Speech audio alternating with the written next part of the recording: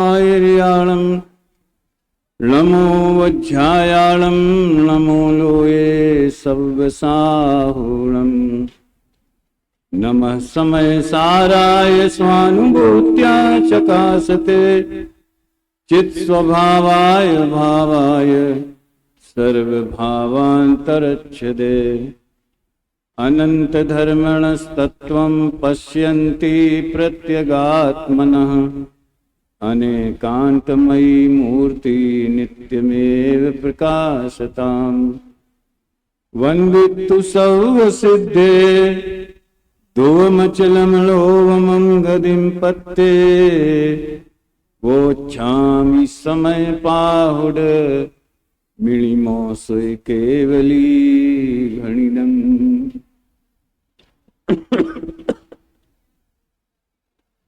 समय सार परमागम शास्त्र की विषय वस्तु, उसकी उपयोगिता और उसकी महिमा, उससे आप सब लगभग सभी लोग परिचित हैं, ऐसा मैं अनुभव करता हूं। जब मुझसे ये पूछा गया कि स्वाध्याय में आप कौन सा विषय लेंगे, तो मैंने सूचना की, और कल भी जिन कुमार ने भी यही सूचना की थी कि मोक्ष मार्ग प्रकाशक के मुख्य बिंदुओं पर अपन चर्चा करेंगे। 3-4 लोगों ने मुझसे ये कहा कि साहब वो तो ठीक है, आप जयपुर शिविर में चलाते ही हैं, लेकिन यहाँ समय सार के रसिक भी बहुत हैं और जिज्ञासु भी बहुत आए हैं। तो अच्छी बात है। आने तक मैं दुविधा में ही था कि समय सार या मोक्ष मार्ग प्रकाशक। तो एक विद्यार्थी से मैंने पूछा कि यार तुम हमारी समस्या समाधान कर दो। तो उसने कहा भाई साहब यहाँ तो समय सार की रसिक, लेकिन सरल लेना। अब सरल लेना जो दादा का गुण था उसे तो मैं ज्यादा फॉलो नहीं कर पाया। कोशिश करता हूं, और सरलता और कठिनता का कोई मापदंड नहीं है। परीक्षा में जो प्रश्न आते हैं विद्यार्थियों को, तो जो निरंतर पढ़ाई करते हैं वो विद्यार्थी तो कहते बड़ा सरल पेपर था, मुझे तो कोई कठिनाई नहीं हुई। और उसी पेपर को जो लोग समझ लो साल भर मन बहलाते रहते हैं, स्कूल भी केवल मनोरंजन के लिए आते हैं, शिक्षा के लिए नहीं, उन्हें बड़ा कठिन लगता है। तो कोई बात नहीं है, अपन निर्वाह करेंगे। और मोक्ष मार्ग प्रकाशक और समय सार, कौन सा रिश्ता इनमें कायम किया जाए, ये अगर वो कल अखिल पूछता तो शायद ही कोई 4 लोगों में से कोई जवाब दे सकता था। भाई भाई है कि पिता पुत्र है कि क्या है? मैं तो मोक्ष मार्ग प्रकाशक को एंटीबायोटिक्स वाला ग्रंथ कहता हूं। कीटाणु नाशक। मिथ्यात्व के ऊपर जितना खुलकर और जितनी स्पष्टता से और जितना विस्तार से 4थे में, 5वें में, 6वें में, 7वें में जिस तरह मिथ्या मान्यताओं का वर्णन किया है, वैसा अन्यत्र दुर्लभ है। इसलिए वह जैसे जब इन्फेक्शन हो जाता है, संक्रमण हो जाता है, तो एंटीबायोटिक्स दिया जाता है, तो वो काम मोक्ष मार्ग प्रकाशक शास्त्र करता है। वो विटामिन भी लिखने वाले थे, लेकिन वो ग्रंथ अधूरा रह गया। सौभाग्य से उनके पहले ही समय सार में दोनों चीजें उपलब्ध हैं। इसमें जीव अजीव अधिकार की 14वीं से 17वीं 18वीं गाथा तक की यात्रा करेंगे। भूमिका के तौर पे तो कई बातें आएंगी, लेकिन 14वीं से 17वीं 18वीं गाथाओं की टीका को भी अपन आधार बनाएंगे। तो आप देखेंगे कि जो सरलता की डिमांड है, तो आचार्य देव ने सबसे पहले अत्यंत सरल बात ही कही है। उन्होंने इस ग्रंथ का मंगलाचरण में सिद्ध भगवंतों को नमस्कार किया और फिर समय यानी आत्मा, समय माने छह द्रव्य और समय माने जीव नाम का पदार्थ, ये सब बातें कही। लेकिन दूसरी गाथा में ही उनने समय के दो भेद कर दिए। प्रायः हम ऐसा समझते हैं कि समय सार निश्चय का ग्रंथ है, और प्रायः क्या समय सार की स्तुति में भी ये विशेषण देके ही समय सार की महिमा की। तू छे निश्चय ग्रंथ भंग सगला, व्यवहार ना भेदवा, तू प्रज्ञा क्षीणी ज्ञान ने उदयनी, संधि सौ छेदवा। साथी साधक नो तू भानु जगनो, संदेश महावीर नो, विसामो भव क्लांत नारदयनो, तू पंथ मुक्ति तणो। और जैसी कि मेरी आदत है, समंद्रभद्र स्वामी जैसा व्यसन है कि कोई चीज पसंद आ जाए तो जल्दी से उसका पद्यानुवाद कर दो। तो समय सार स्तुति का भी हिंदीकरण तो हो चुका है। तो निश्चय का ग्रंथ क्यों कहा जाता है? क्या इसमें व्यवहार नय का वर्णन नहीं है? व्यवहार नय की प्रधानता से कथन नहीं है क्या? बहुत से कथन मिलेंगे, हम बताएंगे अब आपको। तो भी निश्चय का ग्रंथ इसलिए कहा जाता है कि व्यवहार नय की बात तो कहते हैं, लेकिन तत्काल उसका निषेध करके परमार्थ की बात भी कह देते। तो बात भले दोनों हैं, लेकिन अभिप्राय में प्रधानता निश्चय की है। और दादा ने नए चक्र में एक बहुत बढ़िया बात लिखी है, व्यवहार नय के बिना परमार्थ को समझना असंभव है। क्या है ये? स्लोगन है ये ऐसे बैनर पे लिखा सकते हैं आप। व्यवहार नय के बिना परमार्थ का को समझना असंभव है, और व्यवहार का लक्ष्य छोड़े बिना परमार्थ को पाना असंभव। सूत्र वाक्य है दादा का।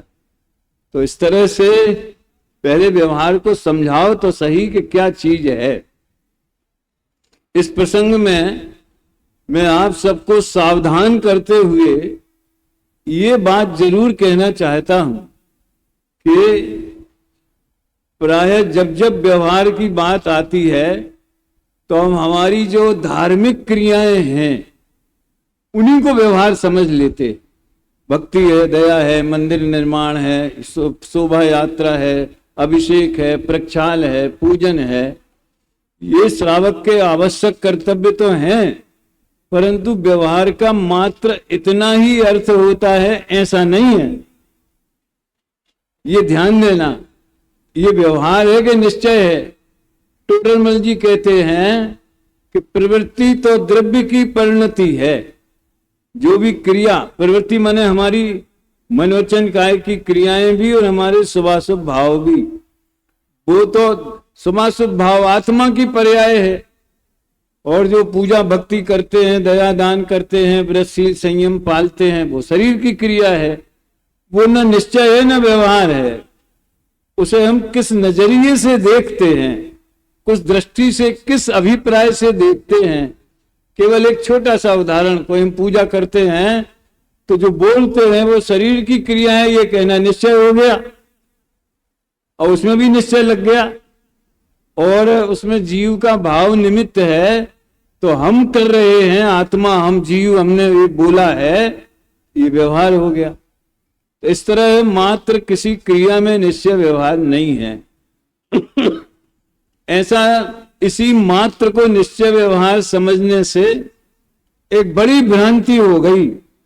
क्या हो गया कि हम ये मानने लगे कि व्यवहार तो ये है, व्यवहार तो छोड़ने लायक है, तो उसका अर्थ हमने ये समझ लिया कि जो पूजा पाठ व्रतशील संयम है जो छोड़ने लायक है, और फिर क्या करने लायक है वो बात अधूरी रह जाती है। आचार्य ने कहा वो छोड़ के तुम शुद्धात्मा में जाओ, तो वो तो हमने ध्यान दिया नहीं, उसकी तो रुचि हुई नहीं, और वो मजा करो, धंधा करो, व्यापार करो, इसी में ऐसी लाइन चल गई। जो समझ लो प्रतिपादन करते हैं निश्चय व्यवहार का, प्राय वो भी ऐसे ही करते हैं, और फिर जो उसकी आलोचना होती है वो भी यही अर्थ समझ करके होती कि पूजा पाठ छोड़ाते हैं। तो एक बात तो ये हुई कि धार्मिक क्रिया का नाम व्यवहार नहीं है, उसके निरूपण में व्यवहार नहीं। एक मैं दूसरी बात और कहना चाहता हूं, अकेले शुभ भाव को या व्रतशील संयम को व्यवहार, वो तो मोक्ष मार्ग के प्रसंग में उसे व्यवहार मोक्ष मार्ग कहा जाता है। एक दूसरा भी व्यवहार होता है, आत्मा चैतन्य लक्षण वाला है ये निश्चय हो गया, और आत्मा मनुष्य है, देव है, नारकी है, गुण स्थान वाला है, मार्गणा स्थान वाला, ये व्यवहार हो गया। यानी जीव का वर्णन, पुद्गल का वर्णन, सबका वर्णन निश्चय व्यवहार की पद्धति से होता है। तो अब यहां वहां क्यों चले गए? दूसरी गाथा में ही आचार्य देव ने समय के दो भेद बताए, समय माने आत्मा के दो भेद बताए। अब वो व्यवहार हो गया कि नहीं हो गया? दूसरी गाथा उद्घाटन अभी हुआ ही नहीं है, फीता नहीं कटा समय सार का है, और आचार्य व्यवहार की बात करने लगे, और तीसरी में उसका निषेध करने लगे। बड़ी विचित्र बात है। क्या भेद किए? जो अपने दर्शन ज्ञान चारित्र में, अपने स्वभाव में स्थित है, इसमें थोड़ी गहरी बात भी है। जब वो विद्यार्थी ने कहा कि आप सरल प्रवचन करना, तो मैंने कहा मुझे सरल प्रवचन करना बड़ा कठिन लगता है। तो उसने बोला थोड़ा थोड़ा गहरा भी कर देना, मुझे छूट दे दी उसने, परमिशन दे दी उसने। तो गहरी बात यह है, सुनो भाई, जो निरंतर अभ्यास करते हैं, दर्शन ज्ञान चारित्र में स्थित के भी दो अर्थ हैं। एक तो जो दृष्टि शक्ति, ज्ञान शक्ति, दर्शन ज्ञान चारित्र आत्मा के गुण, तो द्रव्य तो उन गुणों में सदा रहता ही रहता है, तो परमार्थ से तो वो निश्चय से स्व समय वाला ही है द्रव्य दृष्टि से। और पर्याय दृष्टि से देखो तो जो सम्यक दर्शन ज्ञान चारित्र रूप परिणमता है, दर्शन ज्ञान चारित्र स्वभाव का अवलंबन करता है, उसकी श्रद्धा करता है, उसका ज्ञान करता है, उसमें लीनता करता है, वो पर्याय दृष्टि से स्व समय है। स्व समय और पर समय के भेद पर्याय दृष्टि से हैं, द्रव्य दृष्टि से नहीं। तो पर्याय दृष्टि में क्या हुआ? पर समय कौन है? पर समय जो पर में अपनापन करता है। आचार्य देव ने तो शास्त्रीय भाषा लिखी है कि जो पुद्गल कर्म के प्रदेशों में स्थित है वो पर समय है। अब ये बात व्यवहार की भई कि निश्चय की हुई? पर्याय दृष्टि से देख रहे ना जीव को, तो व्यवहार की बात हुई, लेकिन पुद्गल कर्म में स्थित होना ये भी व्यवहार का कथन है। या प्रियंक क्यों? तीसरी गाथा की टीका में कहेंगे, एक द्रव्य दूसरे द्रव्य को छूता भी नहीं है, अपने अनंत गुणों के चक्र को चुंबन करता रहता है। संस्कृत में चुंबन शब्द है? अपने अनंत गुणों के समूह को चुंबन करता, माने उसमें तन्मय होकर के रहता है, और दूसरे चीज को तो छूता नहीं, पर द्रव्य को। देखिए भैया, पूज्य गुरुदेव श्री के प्रवचनों में एक उनकी शैली की एक विशेषता अगर आपका लक्ष्य गया हो, तो जो भी सैद्धांतिक बात एक आई तो पूरे घंटे भर उसे अपने जीवनोपयोगी, जो हमारे अध्यात्म जी ने आंदोलन चला रखा है भाव भाषण का और जीवनोपयोगी का, तो गुरुदेव जीवनोपयोगी फार्मूले से उसकी घंटे भर व्याख्या करेंगे। एक द्रव्य दूसरे द्रव्य को नहीं छूता है, टोपी है वो सिर को नहीं छूती है, हम जो रोटी खाते हैं तो रोटी दांत को नहीं छूती है, हम जो चलते हैं तो हमारे पैर जमीन को नहीं छूते हैं। अब ये बातें दुनिया को अटपटी लगे, उल्टी लगे, तो इसमें क्या आश्चर्य है? क्योंकि दुनिया के पास वो दृष्टि है नहीं। स्वभाव दृष्टि से देखने की कला जगत के पास नहीं है, और जिसको वो कला आ गई वो दुनिया में रहने लायक नहीं है। फिर तो सिद्धालय में पहुंचने की योग्यता प्रकट हो गई, भव्यत्व शक्ति उसकी प्रकट हो गई। तो भैया पुद्गल कर्म के प्रदेशों में स्थित है, ये क्यों कहा? पुद्गल कर्म के उदय के निमित्त से जो जीव में मोह राग द्वेष परिणाम होते हैं, उन मोह राग द्वेष रूप परिणमता है, ये पुद्गल कर्म के प्रदेश में स्थित पना। आज ही मैंने गुरुदेव का एक जो कल प्रवचन हुआ था अरहंत चैनल पर, 132 गाथा प्रवचन सार, उसमें गुरुदेव ये समझा रहे थे, देखो जीव को उपचार से मूर्तिक भी कहा जाता है। अब हम कहते वो अकेली निश्चय की बात करते हैं, जब पूरी सुने तो पता चले कि उन्होंने कितनी व्यवहार की बातें की। जीव को तो व्यवहार से, और द्रव्य संग्रह में कौन सी है वो गाथा? वर्ण रस पंच गंधा दो फांसा अट्ठ निश्चया जीवे लो संति अमुत्ति तदो व्यवहारा मुत्ति बंधा दो। ये बात प्रवचन सार की है। अनादि काल से मूर्तिक कर्मों से बंधा है, इसलिए जीव मूर्तिक भी है। तो भी लगाया। अब दूसरी गाथा में स्व समय पर समय के भेद कर दिए, अब तीसरी में फिर वो अपनी ओरिजिनल जो उनका स्वभाव है उस पर आ गए। क्या? देखो भाई, दो भेद तो हैं जीव के, संसारी और सिद्ध, ज्ञानी और अज्ञानी। हमारे मनीष ने इनका बहुत अच्छा विश्लेषण समय सार के कई बिंदुओं का किया है, मुझे बड़ा सुंदर लगता है। वो कहते हैं कि समय सार ने सारी दुनिया को दो भागों में बांटा। कौन कौन से दो भाग? ज्ञानी और अज्ञानी। कठिन तो नहीं है ना? किसी को कठिन लगे तो हाथ ऊंचा कर देना है, और फिर बताना क्या कठिन लगा है। अकेला हाथ ऊंचे से काम नहीं चलेगा। बोलो, समय सार में कौन से दो भेद हैं जीव के? ज्ञानी और अज्ञानी। और तत्वास सूत्र में कौन से भेद हैं? उनके शिष्य कुंदकुंदाचार्य देव के शिष्य तत्वास सूत्र वाले, वो क्या कहते हैं? संसारिणो मुक्ताश्च। उन्होंने संसारी और सिद्ध, ये आगम प्रधान भेद हैं, आगम शैली के भेद हैं, और ज्ञानी और अज्ञानी ये अध्यात्म शैली के भेद हैं। और इसमें भी थोड़ी सी गहरी बात इतनी है कि ज्ञानी सैद्धांतिक दृष्टि से देखा जाए तो सम्यक दर्शन हुआ माने जीव ज्ञानी हो गया। तो कब तक ज्ञानी रहता है? जब तक संसार में है। अरे अनंत काल तक ज्ञानी रहेगा। कोई सिद्ध हो जाएगा तो कोई अज्ञानी हो जाएगा क्या? जो भेद विज्ञान प्रकट हुआ है उसी को तो ज्ञानी कहते हैं। तो अनंत काल तक सिद्ध रहेगा। खैर, फिर भी समय सार में मुख्यतया चतुर्थ गुण स्थान वर्ती ज्ञानी की तरफ से कथन है। तो तीसरी गाथा में कहते, भैया जो आपने स्व समय पर समय के भेद किए हैं, ये झगड़े की बात है। एकत्व निश्चय गत समय सर्वत्र सुंदर लोक में, उससे बने विसंवाद निबंधन कथा एकत्व में। वो जो पुरानी वाली रीत का याद है?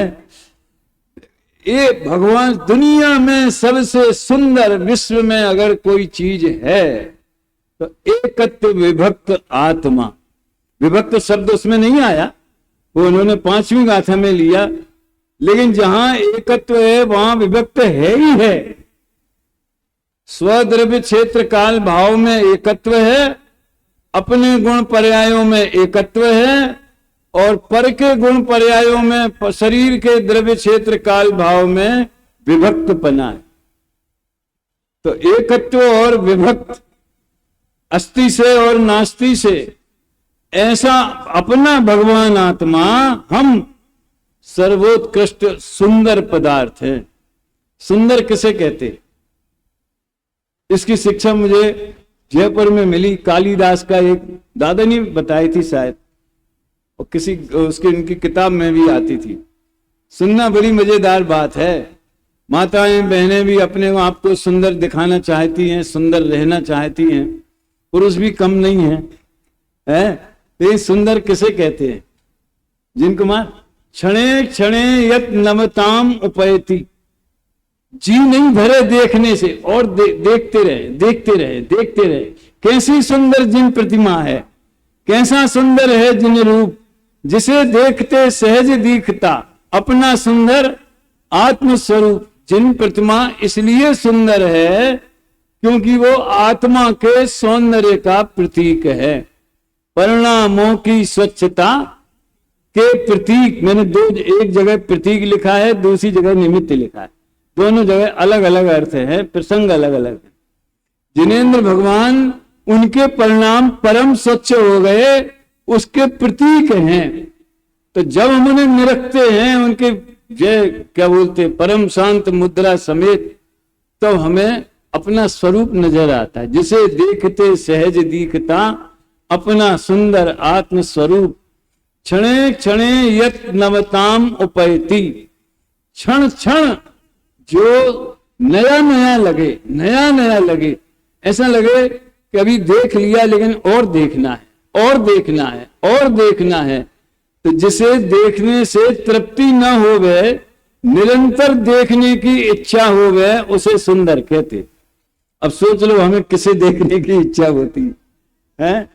5 इंद्रिय के विषय भोग हैं, गीत हैं, संगीत हैं, बहुत से हैं दुनिया में, लेकिन भैया उसमें थकान तो नियम से होती ही है।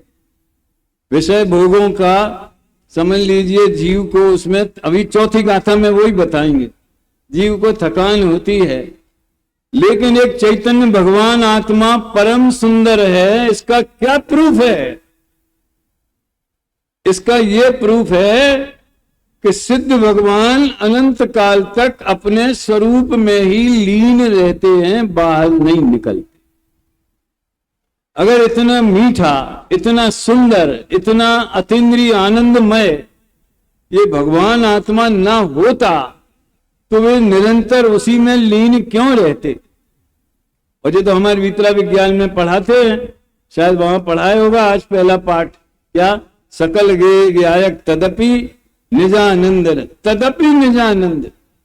दौलत राम जी ने भी साफ क्या स्तुति लिखी है। मैं विषय से विषयांतर नहीं होना चाहता, लेकिन भक्ति काव्य और स्तुति के जो मूल तत्व हैं, जिनेंद्र भगवान के गुणगान और अपने दोषों का वर्णन, अपनी भूल को सुधारना या उसका उल्लेख करना, और भगवान के प्रभुता का वर्णन, अपनी लघुता का वर्णन प्रमोद जी, और उन जैसा होने का वर्णन।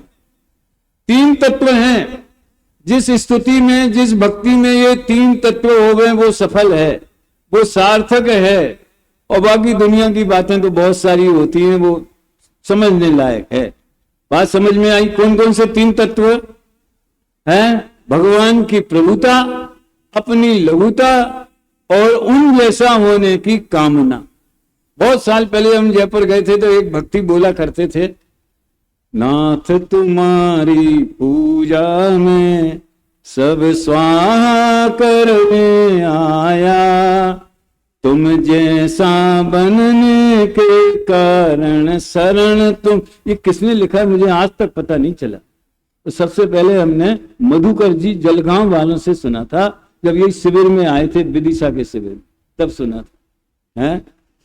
और इतना सुंदर, पंचेंद्रिय का लक्ष्य करूं मैं इस अग्नि में स्वाहा। और भी दूसरी बातें थी अनेक। वो एक तुम हो भगवान हो मैं भक्त, ये भेद करूंगा स्वाहा। अंत में ये भी था, खैर तुम जैसा बनने के कारण। हमें ऐसा लगता है ये तो किसी पंडित ने लिख दिया। अरे प्रभु उमा स्वामी ने लिखा है, वंदे तद्गुण लब्धवे, आप जैसे गुण मुझ में प्रकट होवे, इसके लिए हम आपकी भक्ति पूजा करते हैं। तो पूजा की बात काय को आ गई बीच में, भक्ति की। जय परम शांत मुद्रा समेत, परम शांत मुद्रा देखते हैं तो अपना स्वरूप दिखाई देता है, वो परम सुंदर है। क्योंकि सिद्ध भगवान, अनंत भगवान निरंतर अपने स्वरूप में ही लीन रहते हैं। और उस एकत्व व्यक्त आत्मा में नहीं, वो तो संसारी भी है, वो तो निगोद में अनंत काल से रहा है। अरे रहा होगा, बीती बातों को भूल जाओ। प्राय मैं अपने साथियों से भी कहा करता हूं कि वो पूरा समय जो है, ये बात दादा की तरफ से मैं कह रहा हूं। दादा बोलते थे कि हम दुर्लभ है निगोद से थावर त्रस गति पावन पाना, एक इंद्री में आना इतना दुर्लभ है, त्रस में होना इतना दुर्लभ है। दुर्लभ लही जो चिंता मणि, समुद्र में रत्न खो जाए तो दुर्लभ है। अरे भैया पूरा घंटा इसमें ही लगा दिया तो, लेकिन अब हम यहां तक आ गए हैं ना, निगोद से लेकर मनुष्य तक आ गए हैं ना, पांचों इंद्रियां मिली हैं, संगी पंचेंद्री हैं। और परम सौभाग्य की बात है कि भारत जैसे देश में और जैन कुल में जन्मे। गर्व से कहो हम जैन हैं, गर्व से कहो हम भारतीय हैं, क्योंकि जो धर्म आराधना की सुविधा और वातावरण आज अपने देश में है, वो दूसरे देश में कहीं दिखाई नहीं देता। तो ये भी बड़े गौरव की बात। मैं तो कहता हूं उनकी बुद्धि कैसी हो गई जो देश छोड़ करके परदेश में बसने की सोचते हैं। खैर वो विषय अलग है। तो झगड़े की बात क्यों करते कि आत्मा पंचेंद्रिय है, निगूढ़ में था, एक इंद्रिय हुआ, ऐसा हुआ वैसा हुआ। जब बोधि दुर्लभ भावना की बात आती है तो वो प्रसंग सही है, लेकिन वही करते रहे तो क्या फायदा।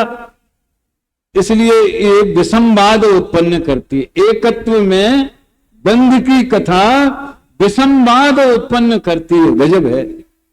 और बंध की कथा की विषमवादता की चर्चा और अन्य जगह भी आई है। बंध अधिकार, मोक्ष अधिकार में उन्होंने कहा कि ये ज्यादा ये अध्यात्म की चर्चा में व्यवधान उत्पन्न होता है, इसलिए हम इसको ज्यादा फैलाते नहीं है। यहाँ पर अलग अलग विषय है, बस इतना। दूसरी गाथा में समय के दो भेद बताए और तीसरी गाथा में बंध की कथा विषमवाद, काय का विषमवाद होती है। तो क्यों बंधे हम? सुनो विषमवाद कैसे हो गया। बंध की कथा में झगड़ा किस बात का? बंधा है ना, मान लो, मान तो लिया, लेकिन अकेला बंधा ही है, मुक्त स्वभाव नहीं है उसका, वो खत्म हो गया क्या है? और फिर बंधा क्यों है? कौन से अपराध किए? पर को अपना माना, पर में एकत्व बुद्धि की, कर्तव्य, ये कथा आएगी बाद में। लेकिन इससे ये कर्म बंद हुआ, इससे ये कर्म बंद हुआ। तो कहां तो सिद्ध समान सदा पद मेरो परम सुंदर एकत्व वक्त, पहली लाइन में एकत्व वक्त आत्मा सुंदर है और दूसरी लाइन में उस सुंदर में अगर हमने कोई दो भेद खड़े कर दिए तो सुंदरता बिगड़ जाएगी। हमारा जैन समाज एक है, हमारे देव एक हैं, हमारे शास्त्र एक हैं, हमारे गुरु एक हैं। ख्याल में आया ना? जो हमारे समझ लो नग्न दिगंबर मुद्राधारी बोध पहाड़ में तो उन्हीं को जिन कहा है, बोध पहाड़ में उन्हीं को दर्शन कहा है। मुनिराज गुरुदेव तो मुनिराज को चलते फिरते सिद्धों से गुरु चरणों में शीश झुकाते हैं, चालता सिद्ध हैं। तो हमारे गुरु एक हैं, हमारे देव, अपन गुरुदेव गुरुदेव बाद में बोलते हैं। हमारी पंचास्तिका की चर्चा होती है ना शाम को 6:30 बजे, तो उसमें एक श्रोता ने पूछा, कहा उनको गुरुदेव गुरुदेव क्यों कहते हो? विद्या गुरु की अपनी। कल भी बहुत सी बात आई थी ना, दादा हम सबके गुरु हैं, ऐसा है वैसा है सब। अब जो जिसको जिससे साक्षात मिलता है तो उसकी महिमा आना स्वाभाविक है, लेकिन इसका ये अर्थ नहीं है कि हमारी जो देव शास्त्र गुरु की कसौटी है वो हमने और नीचे लाके सवस्त्रधारियों को भी दे दी है, ये अर्थ तो नहीं है ना पक्का। तो गुरु तो हमारे नग्न दिगंबर गुरु ही है ना।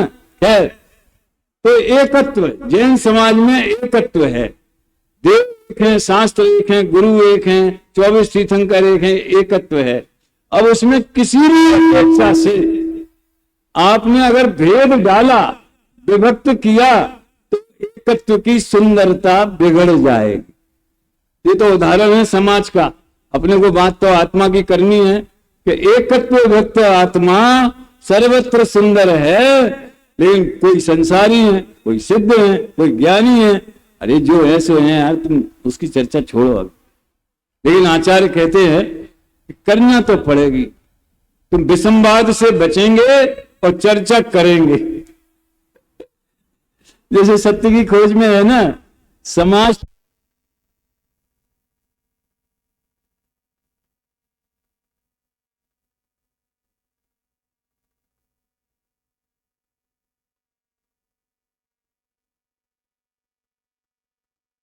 है ना। हेलो, ये कह रहे उत्तर प्रदेश है। हम लोग भैया ये सब बातें 4 तारीख की बात। तो बात क्या चलती थी अपनी? सत्य की खोज में रीति नीति बताई। कौन सी रीति नीति? समाज टूटे नहीं और तत्व छूटे नहीं। ख्याल में आया ना? ऐसे आचार्य देव ने मानो कि हम विसंवाद करेंगे नहीं, लेकिन समझ तो लेंगे। अगर बंध को माने तो फिर बंधन से छूटने के सम्यक दर्शन ज्ञान चारित्राणी मोक्ष मार्ग, पहला सूत्र लिखने की क्या जरूरत थी? मोक्ष मार्ग शब्द ही ये बताता है कि ये जीव अनादि से कर्म बंध में है और उस बंधन से छूटना। समय हो रहा है अपना, और संयोग वसात शाम को भी मुझे पुनः स्वाध्याय करना है आपके बीच में। कितना बजे होगा?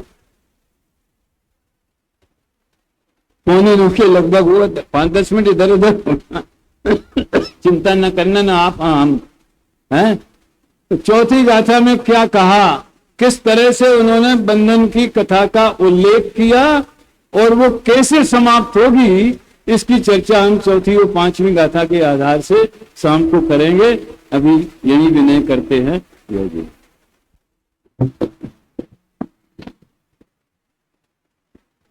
एक सेकेंड, जरा आप वहां से उठे नहीं, 2-3 जरूरी बातें करनी।